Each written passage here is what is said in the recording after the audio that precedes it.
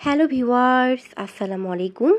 Share করব সহজভাবে হলুদ ফুলকপি দিয়ে রুই মাছের ঝোল রেসিপি।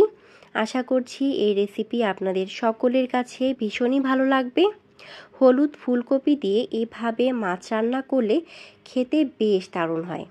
তো চলুন দেখে নেই রেসিপির জন্য কী কী লাগছে। আমি এখানে রুই মাছগুলোকে বেশ ভালো মতো ধুয়ে নিয়েছি। তো আপনারা চাইলে রুই মাছের পরিবর্তে যে কোনো মাছ দিয়েও এই রেসিপি করতে পারেন। এবারে দিয়ে দিব এখানে টেস্ট অনুযায়ী লবণ, সাথে দিয়ে দিব হলুদ গুঁড়ো। এবারে সবগুলো মাছ লবণ হলুদের সাথে ভালো মতো মেখে এগুলোকে আমি কিছুক্ষণের জন্য ম্যারিনেট করতে রেখে দিব। ততক্ষণ রেডি করব মাছ রেসিপির বাকি উপকরণ। নিয়েছি এখানে একটা হলুদ ফুলকপি। এবারে ফুলকপির যে ডাঁটাগুলো আছে সেগুলোকে কেটে ফেলে দিব। এরপরে ফুলকপি থেকে ফুলগুলোকে আলাদা করে কেটে নিব। তো আমি এখানে অর্ধেকটা ফুলকপি কেটে নিচ্ছি, পুরো ফুলকপির প্রয়োজন নেই। মাছের পরিমাপের উপর নির্ভর করে ফুলকপি কিংবা বাকি যে সবজিগুলো আছে সেগুলোকে বাড়িয়ে কমিয়ে নিতে হবে। তো এবারে এই ফুলকপিগুলোকে অর্ধেক করে কেটে নিব। তো সবগুলো ফুলকপি আমি এরকম করে কেটে নিয়েছি। জাস্ট খুব একটা ছোটো না আবার খুব একটা বড় না, মিডিয়াম সাইজ করে কেটে নিতে হবে। তো দিয়ে দিলাম পানিতে লবণ। এবারে লবণ পানিতে ফুলকপিগুলোকে ভিজিয়ে রেখে দিব, যদি কোনো পোকা থাকে সেগুলো বের হয়ে আসবে। তো আমি রেসিপির জন্য এখানে একটা বড় সাইজের আলু এবং বেগুনের অর্ধেকটা এরকম করে কেটে নিয়েছি। দিয়ে দিচ্ছি সয়াবিন তেল। তো তেলটাকে এরকম করে চারপাশে ছড়িয়ে নিচ্ছি। দিয়ে দিব এখানে হলুদ গুঁড়ো, সাথে দিয়ে দিব লবণ। এবারে দিয়ে দিব এখানে কেটে রাখা আলু এবং বেগুন। হলুদ লবণের সাথে আলু বেগুন ভালো মতো মিক্সড করে এগুলোকে চার সাইড উল্টিয়ে পাল্টিয়ে লাল করে ভেজে নিতে হবে। তো ভেজে নেওয়ার সময় চুলার ফ্লেমটা মিডিয়াম টু লো রাখতে হবে। তো এভাবে আলু বেগুন আমি দুই সাইড বেশ ভালো মতো ভেজে নিয়েছি। এ পর্যায়ে এলে এগুলোকে চুলা থেকে নামিয়ে নেব। এবার ভেজে নিব ফুলকপি। যেহেতু এগুলো হলুদ ফুলকপি তাই এখানে আমি আর হলুদ দিচ্ছি না, শুধু এখানে লবণ দিয়েছি। তো এই ফুলকপিগুলোকে উল্টিয়ে পাল্টিয়ে লাল করে ভেজে নিতে হবে।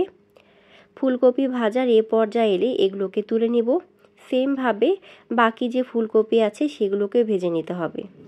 একই তেলে দিয়ে দিচ্ছি আমি এখানে পেঁয়াজ। আমি এখানে দুটো পেঁয়াজ কেটে নিয়েছি। পেঁয়াজটাকে কয়েক সেকেন্ড ভেজে নিব যেন পেঁয়াজের কাঁচা স্মেল চলে যায়। পেঁয়াজ ভাজার এ পর্যায়ে দিয়ে দিচ্ছি এখানে হাফ চামচ পরিমাপ আদা বাটা। তো সাথে আমি এখানে দিয়েছি রসুন বাটা, জিরা বাটা। এগুলো দেওয়ার সময় ক্যামেরাটা অন করা হয়নি। তো আমি যে পরিমাপ আদা বাটা দিয়েছি ঠিক সেই পরিমাপ জিরা এবং রসুন বাটা দিয়েছি। তো পেঁয়াজের সাথে এই বাটা মশলাগুলো ভালো মতো মিক্সড করে কয়েক সেকেন্ড ভেজে নিব। দিয়ে দিচ্ছি একটুখানি পানি। পানি দিয়ে মশলাটাকে কয়েক মিনিট ভুনতে হবে। এ পর্যায়ে দিয়ে দিব এখানে টমেটো। এখানে একটা বড় সাইজের টমেটো ছোট ছোট করে কেটে নিয়েছি। টমেটো মশলার সাথে ভালো মতো মিক্সড করে নিব। ভালো মতো মিক্সড করা হয়ে গেলে দিয়ে দিব এখানে হলুদ গুঁড়ো, সাথে দিয়ে দিব টেস্ট অনুযায়ী মরিচ গুঁড়ো, দিয়ে দিচ্ছি লবণ।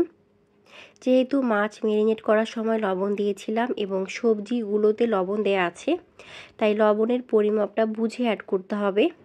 তো এবারে সবগুলো মশলা ভালো মতো মিক্সড করে এটাকে আমি সময় নিয়ে ভুনে নিব।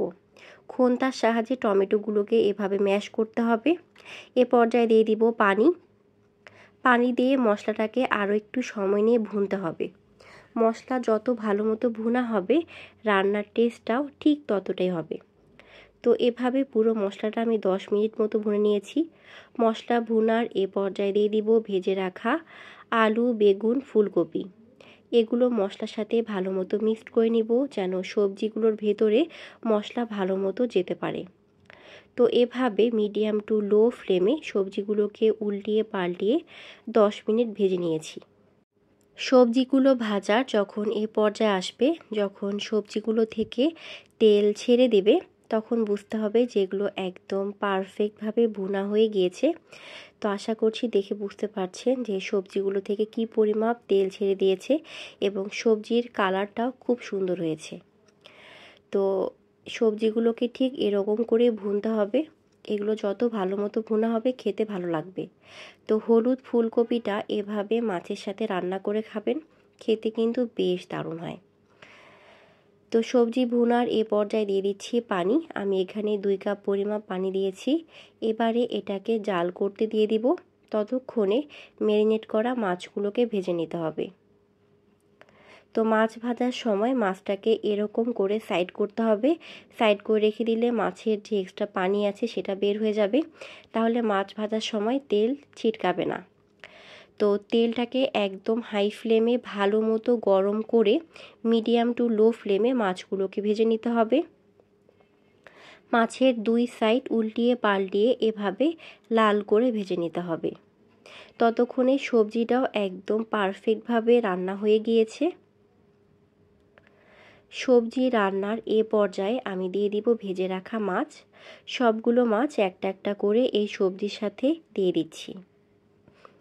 মাছ সবজির সাথে দিয়ে এই মাছের সাথে সবজিটা ভালো মতো মিক্সড করতে হবে, যেন মাছের ভিতরে সবগুলো মশলা ভালো মতো যেতে পারে। তো এ পর্যায়ে চুলার ফ্লেমটাকে লো টু মিডিয়াম রাখতে হবে। তো এভাবে আমি এটাকে রেখে দিব 5 মিনিট। এ পর্যায়ে দিয়ে দিচ্ছি একটুখানি জিরা গুঁড়ো। জিরা গুঁড়ো দিয়ে একদম চুলার লো ফ্লেমে এটাকে আমি 10 মিনিটের জন্য রেখে দেব। ততক্ষণে মাছটা বেশ ভালো মতো রান্না হয়ে যাবে। মাছ রান্নার এ পর্যায়ে এলে চুলাটাকে অফ করে দিব। তো তৈরি হয়ে গেল সহজভাবে হলুদ ফুলকপি দিয়ে রুই মাছের ঝোল রেসিপি। তো ভিউয়ার্স, আজকের রেসিপি কার কাছে কেমন লেগেছে কমেন্টে জানাতে একদমই ভুলবেন না। আজকে এ পর্যন্তই, ইনশাল্লাহ দেখা হবে আবারও নেক্সট কোনো ভিডিওতে। সে পর্যন্ত সকলে ভালো থাকবেন। Thank you. Let's see the next video. আসসালামু আলাইকুম।